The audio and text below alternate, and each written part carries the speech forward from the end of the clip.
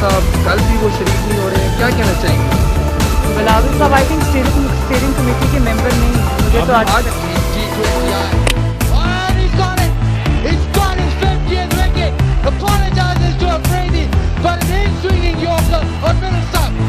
Apologise.